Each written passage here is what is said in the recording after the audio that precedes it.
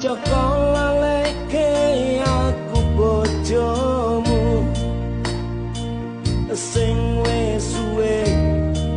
urip karo sliramu nganti